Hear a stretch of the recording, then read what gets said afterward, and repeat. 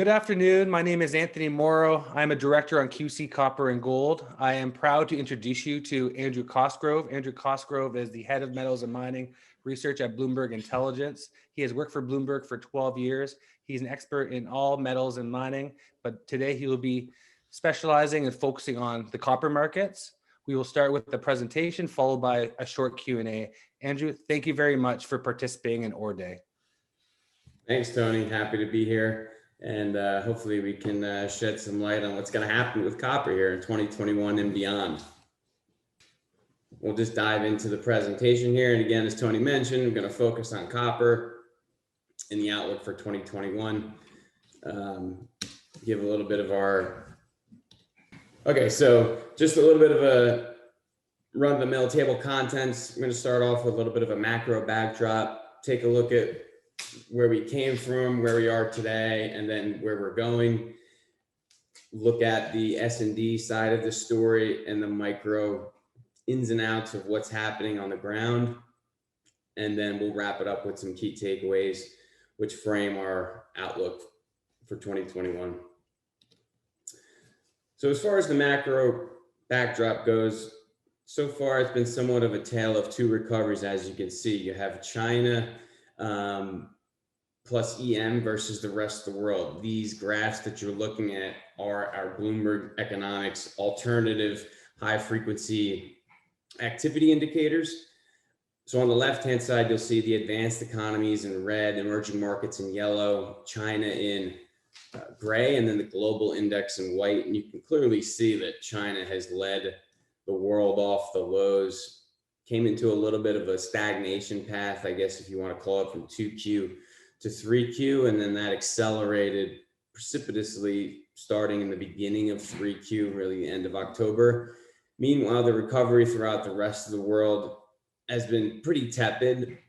If you take a look at the advanced economy index in the red, the slope was certainly relatively sharp off the bottom, slow and steady recovery as we moved into 2Q and 3Q, and then we've pulled back a little bit and stagnated, actually declined from a high frequency standpoint starting in 3Q. And to dig a little bit deeper, to decompose the, what's been driving the DM recovery or lack thereof, you can see that there's been a pretty sharp drop off in some countries in Europe, the US, not as sharp, but for the most part, Japan has held its ground pretty nicely. That's the orange line up at the top. I know it's a little bit of a busy graph, but you can see that Japan just more recently has come off the highs. But Europe obviously struggling. Virus case counts there are now trending back higher, and it remains to be seen to what extent the second wave is still kind of materializing, and with vaccines not getting rolled out in somewhat of a timely fashion. Certainly the risks are rising that we continue to stagnate for maybe another quarter or two. So with that being said, we're looking at the 30,000 foot view of the market. Now we can take a look at kind of the micro backdrop and what's happening here. So as far as copper is concerned, the rest of world demand, we kind of broke it down into this heat map. On the left-hand side, you'll see the key categories or downstream sectors for copper. You have construction, which makes up about 30%, infrastructure 15%, machinery 12%, transport 13%, appliances 16%, and then others 14%. So what we did is, provide a weighted average of the indices, the high frequency indices that we actually have some sort of read on. So it was pretty hard to look at infrastructure and utilities spending, and then electronics. So we focused more so on the other four categories where you see actual data. And as you can see, copper has benefited relative to, let's say, aluminum, for example, which is heavy in transport. Copper is somewhat lighter on a comparative basis, more levered to construction, appliances, and those particular sectors have done really well this year. And what you're seeing as far as percentage-wise are the actual indices that make up or drive these numbers relative to the 2019 average. So if you see a number at 100%, it just means that in June, that number matched the 2019 average. So year to date in December, down in the bottom right-hand corner, we can see that copper was at 95%. That means that we were down 5% in 2020 as a whole using this methodology. And I think that pretty much squares up with some of the data that we've seen out of, some of the consultant warehouses like CRU and WoodMac. So if we take the two slides that we just looked at, and then we combine them or kind of look at them through the lens of our macro proxy or our macro model copper price, what we did is try and simplify it a little bit. So our macro model copper price essentially takes the US dollar and a number of emerging market capital flow proxies and regresses that against the copper price, the out of sample set from 2007 through 2016, and then we forecast that forward. So what you're looking at right now is copper is trading about 10% rich to our macro model. Now, looking back, you would say that, okay, that's a pretty hefty number. Actually, you can see earlier in 2020, copper was trading at a premium of about 20 to 25%. So, when you're coming off of a low, especially a sharp one or a recessionary one like we just had, certainly you're going to get those disconnects. And you can see over the last few months that it's been somewhat rectified. Now, if this continues and copper continues to trade at a large premium to, underlying macro proxies, we'd be a little bit more worried. But for right now, I think the rest of the dollar certainly been contributing to some of the increase that we've seen in copper. In addition, you've seen emerging market stocks, EM bond spreads, and a number of other, currency indicators also catch up. So I think copper right now, relative to the macro backdrop, is pretty fairly valued. And I wanted to, close the macro section up with one of the key things which we think will kind of underpin some of the support for copper this year. So more recently, I think some people have gotten worried about the PBOC tightening.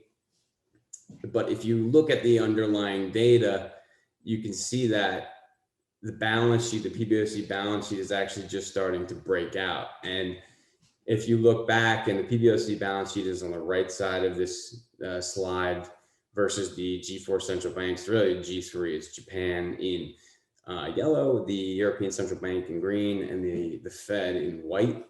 You can see that the CB balance sheets on the left-hand side essentially went vertical when the crisis hit in March, just a straight line up. Whereas the PBOC really didn't move that much. You can see it did tick up again, or it ticked up in March, or ticked up in the first quarter, and then kind of fell back down. But now it's really starting to break out.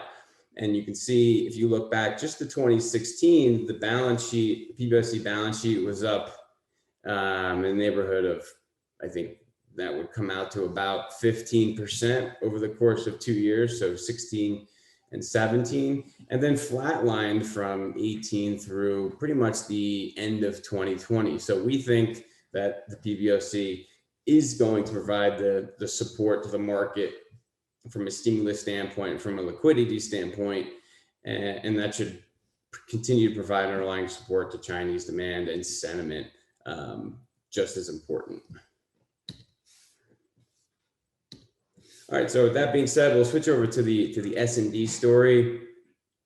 The fundamental picture, as far as we're concerned, looks very robust. So this year, our baseline forecast is for a copper deficit of about 200,000 tons. Now, if you look back, anything plus or minus 300,000 tons, maybe 350 to 400,000 tons, is somewhat of a balanced market, just given the fact that you have a lot of data inconsistencies, and it's just obviously very hard to kind of measure certain things across the world, both from a supply side and a demand side. So from this standpoint, the market is pretty balanced, and that would imply that copper's fate would more or less be left to macro drivers for the most part, which we just went over and which we think are pretty supportive. With that being said, our our disruption number, which I'll get into in a little bit, is our disruption estimate is only at 2%. So it's only implying a 400,000 ton disruption in 2021. Whereas if you look back over the course of a number of years, disruptions will run anywhere between 4 to 5%, which implies a number closer to 800,000 tons to 1 million tons of disruption. So the reason why we were being conservative to a certain extent with disruptions is because that, we find it pretty difficult to, for the market to be even more disruptive than what it was in 2020. So again, I think from a conservative standpoint, the market could be in deficit of 200,000 tons. However, if we were just to get to 4% on a disruption rate, the market would be in a deficit of 600,000 tons plus. And that would imply we would see the tightest market we've seen in about 10 years.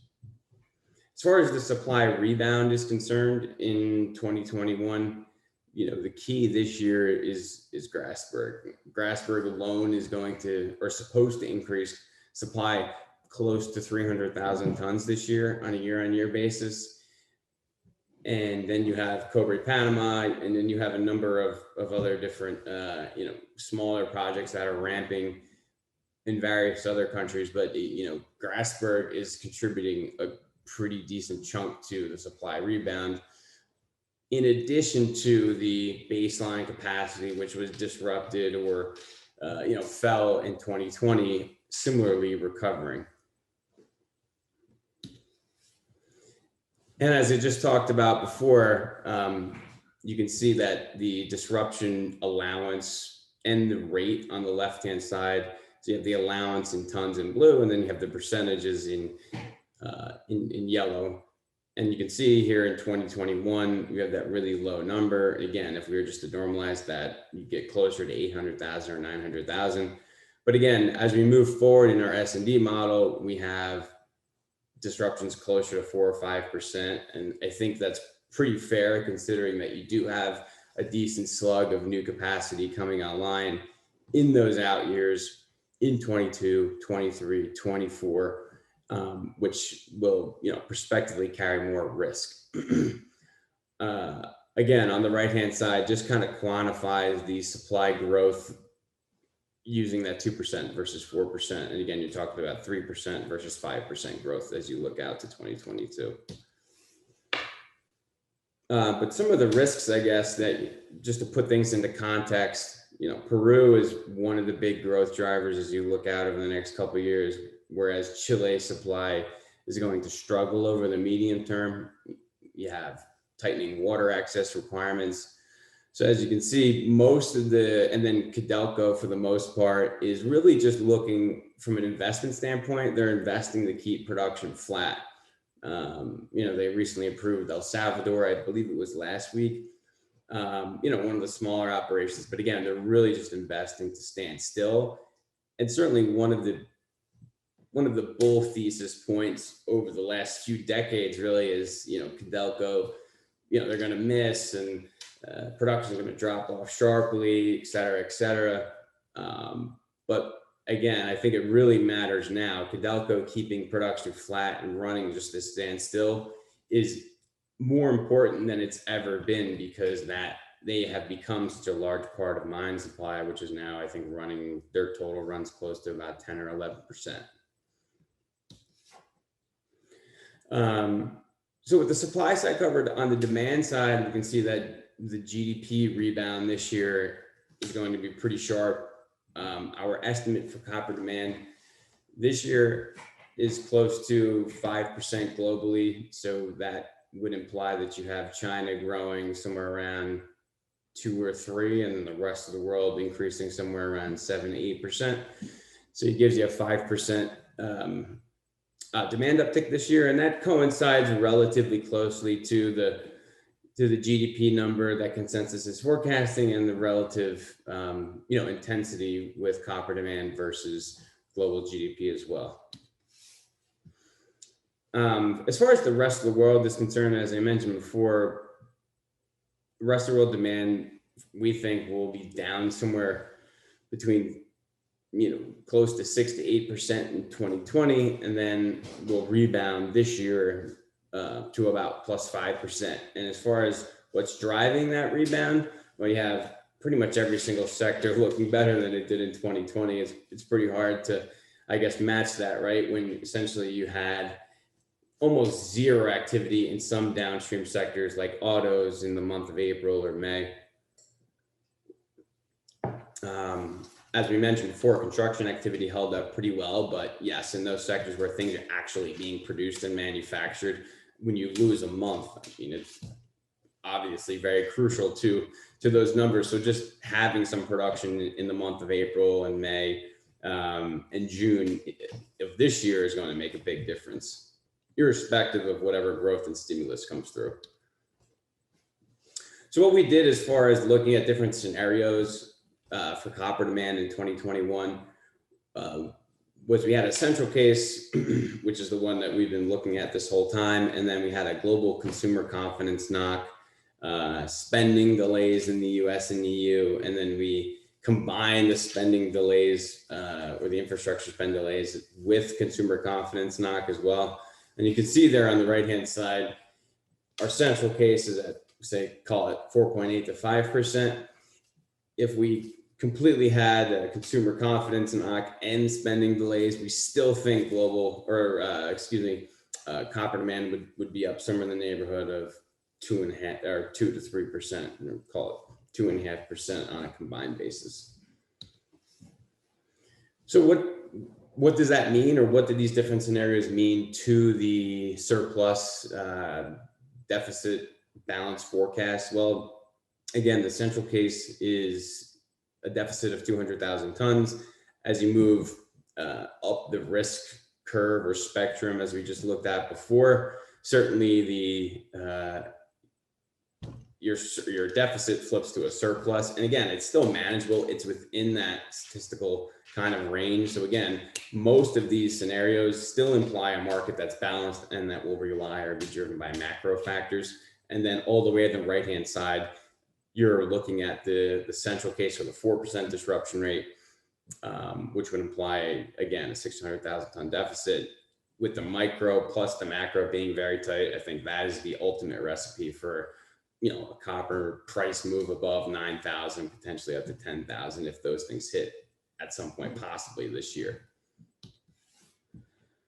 From a consensus standpoint, just wanted to show this chart. I don't think anybody that's following the market doesn't know this, but certainly consensus is playing catch up, or has been playing catch up across the entire space throughout 2020, ourselves included to a certain extent. So this really hasn't been just a copper specific phenomenon. I think the sharp ride that we've seen so far is pervasive across the space, and we still think that consensus will still have to play catch up as you look out over the next year, 2 plus, and that will be time to kind of take a step back and say, okay, everybody's still on one side of the trade. Is it still time to hang on? And we think right now it's probably still time to continue riding the consensus, or staying with the consensus, because we don't think the market has discounted a number of the positive catalysts which are still there. But I guess one of the risks for this year specifically would be the end of Chinese restocking. So China, let's just say they over imported / overproduced relative to what real demand was last year. And you can see that, I won't go through the methodology here, but essentially, again, they probably over imported / produced to the tune of about, call it 300,000 tons, which is about 3% of demand. So again, that would be one of the main risks, where China is not as voracious from the import side this year as they were last year, and then correspondingly, perhaps that introduces some looseness into the physical market. From a stock standpoint, it's interesting that the relationship between price and inventories is somewhat broken down over the last number of years, mainly because you have the likes of Trafigura and Glencore and some of the other larger commodity traders playing inventory games and doing various warehouse schemes, which, you'll see a big inflow of 40,000 tons one day, and then you'll see a big outflow just the week after. So it has, I guess, made some people numb to specific or certain inventory movements. See copper inventories drop 20,000 tons overnight. Obviously, you realize that that's not someone, like a downstream manufacturer saying, "I need that copper today." It's a trader that's probably caught on the wrong side, or they're trying to move somebody out of a position per se. And the other thing from a positioning standpoint would be the fact that we are now pretty much close to the highs that we saw in 2017 from a speculative standpoint, both on the LME and on the COMEX. So speculative positions are near 2017 levels. They're not at the highs just yet. And on the percentage of OI basis, they're even lower. So there is some running room, I should say, for increased speculative activity to continue pushing copper prices higher in the West, or the ex-China market. I think more importantly is the fact that if you look at China, there really hasn't been a lot of participation in the onshore market just up until recently. Over the last couple of weeks, we've seen open interest in the SHFE increase across the entire spectrum. And that's something which was completely absent last year in 2020, which again was introduced a little bit of, ambiguity and people questioning. That's why you had a lot of people questioning the rally last year. Are we going to stop here? Are we going to stop here? I think, people asked me that question numerous times. I mean, does the rally stop here? Do we top here? And I think, again, increased Chinese participation will, I think, continue to be a theme of 2021. And, as we move past this year as well. Again, so some key takeaways to wrap up what we just talked about. So we know the rest of the world is in recovery mode. There are some near-term risks as case counts rise, not only on the demand side, but similarly on the supply side. We just saw BHP demobilize the workers at Escondida. So again, we are starting to feel some of the, rumblings underneath the surface, which were present last February and early March. So to be continued on that front. But, the passage of time plus stimulus as it makes its way through the system implies that, better days lie ahead, and growth from a rest of the world standpoint, and also from a Chinese standpoint, will most likely continue to move higher. As far as an S&D is concerned, on the micro front, we could get one of the tightest copper markets that we've seen in the last decade if disruptions do match that 4% number. Again, I think as case counts rise, I think that our conservative number of 2% is probably going to be erased, and we might see a number close to 4%, which implies, if our demand number is correct, again, you're going to get a deficit close to 600,000 to 700,000 tons, which would be the tightest one we've seen since, I think, 2010. And then again, on the participation front, participation across both the East and the West, I think, will be another bullish underpinning for prices as the year progresses. So with that being said, I'll leave it there, and we'll jump into Q&A. Well, thank you very much, Andrew. That was extremely interesting. And another thing that's interesting is Andrew worked with Ken Hoffman from McKinsey & Co. is also doing a presentation for over 7 years. You both did great presentations. I guess the big compare and contrast for me is the blue sky that Ken saw with the electrification of the world, EV battery metals. Now, taking that into account, how does that change the demand for copper and the potential price in the future? Yeah, so I mean, we certainly have modeled, I would say, fairly aggressive EV demand uptake from both, from the transport sector, electric vehicles, whether it be passenger cars or trucks, And then also from new energy capacity additions like wind, solar, gas, nuclear, et cetera. I mean, all of that carries obviously increased amounts of copper. But obviously the main driver will be the transport sector. And if we looked at the trajectory of copper demand without EVs, you're probably looking at a demand peak within the next 5 to 10 years. So EVs and the infrastructure that goes along with it, and just general electrification of everything, completely changes the game from a demand standpoint. So we think, again, without a lot of the electrification, you probably have demand peaks somewhere around 2030. But we think starting in 2025, which is essentially when the battery pack costs come down to parity with an ICE vehicle, and then you really start to see growth take off and the slope increase as far as EV purchasing from consumers is concerned, then you can certainly have a CAGR of global copper demand close to 2.5% as you look out to 2035, 2040. Thanks, Andrew. Something else that you touched on was Codelco and Chile kind of being the key to provide the supply of copper to the world.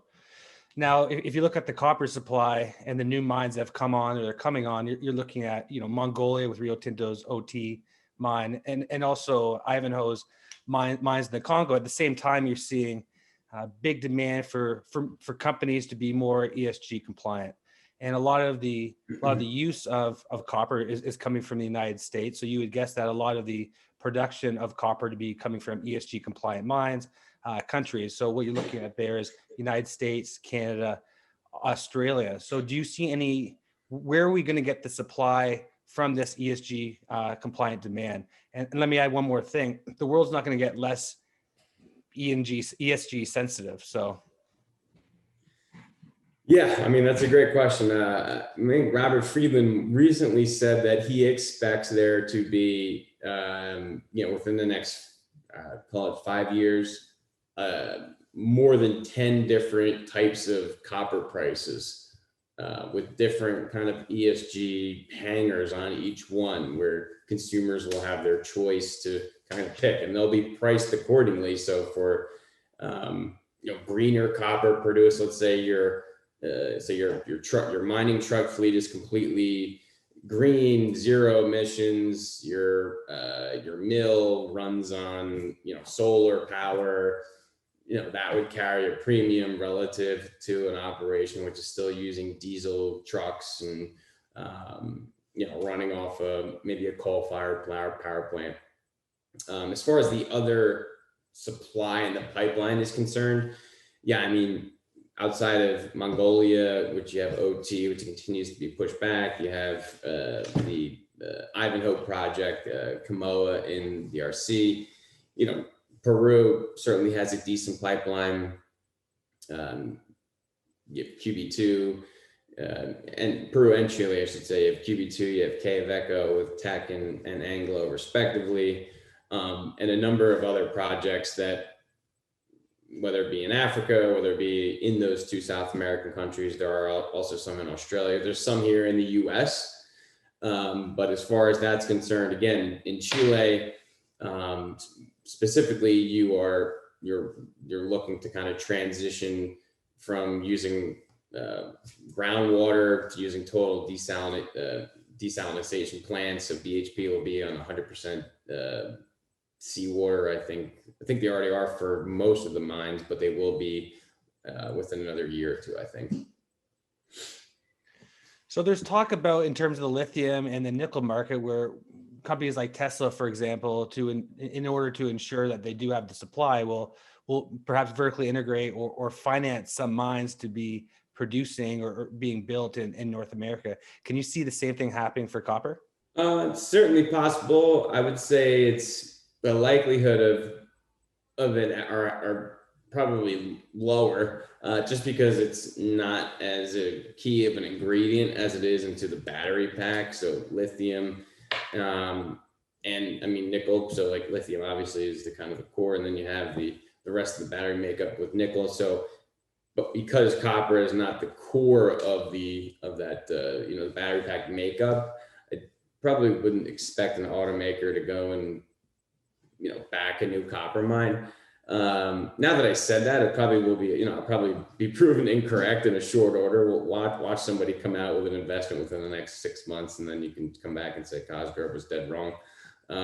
But yeah, I would just think, just because it's not, as close to the battery pack mouth versus the mine mouth, I would say that's probably less of the probabilities are lower. One thing that I've learned is expect the unexpected, and Elon Musk seems to be leading the way everywhere. So what he does, even though copper isn't a key component for batteries, I expect the other industries and large companies in the U.S. to maybe follow suit, that you do use more copper. Now, getting on to something else, we touched on this earlier before we started this, but what are some of the key known unknowns in respect to the copper outlook?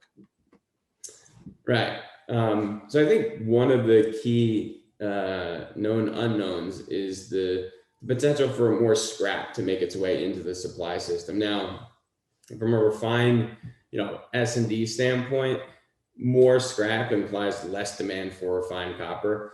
So where this matters most is in China, and I'm pretty sure that nobody really has a great handle on what the trajectory of domestic scrap production looks like. So we know that a lot of the new smelter capacity that's been built in China can use both ore, primary production, or they can, go the secondary route and use scrap. We know that the domestic scrap reservoir in China is very large, just by way of just, looking at China's copper ban over the last 2 decades. It's really a function of when will that scrap come to the market? It's the same thing that's happening in steel right now. We know that there's a big reservoir of steel out there just by looking at the production numbers over the last 2 decades. But we don't know when it's going to come to market, how it's going to come to market. I think one of the big questions, or a couple of big questions, are, the collection infrastructure is not really in place yet to really make that jump. Certainly it's part of the new 5-year plan. It was part of the last 5-year plan. In steel specifically, they fell short. So it will be interesting to see if you start to hear more chatter and more talk about Beijing really wanting to push the scrap, the scrap supply initiatives in the base metal sector. They've been pushing it in steel.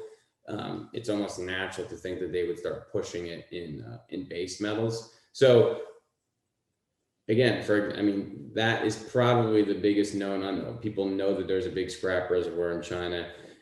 We just don't know when it's going to come to market and how big it's going to be and how impactful it's going to be. Thanks a lot, Andrew. Now, another question I have, we spoke about copper, and I'm a director on QC Copper and Gold. We have a small gold kicker there. Obviously, people in Canada, investors are very interested in gold. I'm just curious, what's your outlook on the price of gold, or specifically the gold market? Yeah, I'm pretty bullish on gold. I've been bullish on gold for a number of years. I think, from a cyclical standpoint, where we are right now, it's interesting because you typically don't want to be long gold if you're in a reflationary kind of environment or regime, which we are in right now. With that being said, you typically, like in the past, in a reflationary environment, real interest rates would be going up. We're in a reflationary environment right now where real interest rates are still on the floor and they're not going up. So that, and real interest rates, obviously, if you look at real interest rates versus gold, they have pretty much a 1-to-1 correlation.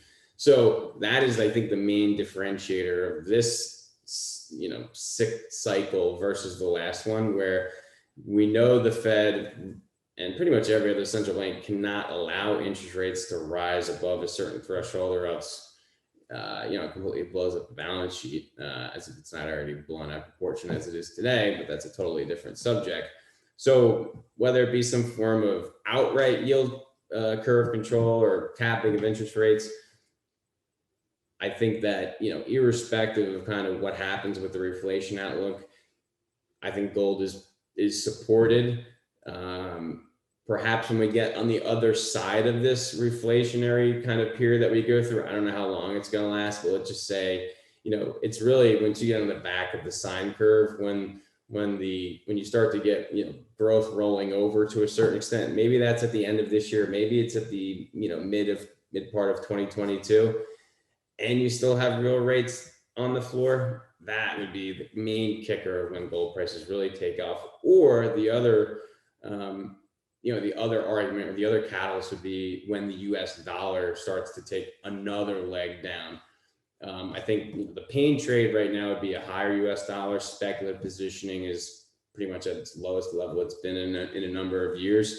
So the pain trade is higher for the dollar, perhaps in the short term, but with all this money printing, I think it's pretty safe to say that, let's just say 3, 4, 5 years from now, the dollar's most likely lower. And that would also similarly be the next catalyst for the next leg higher in gold.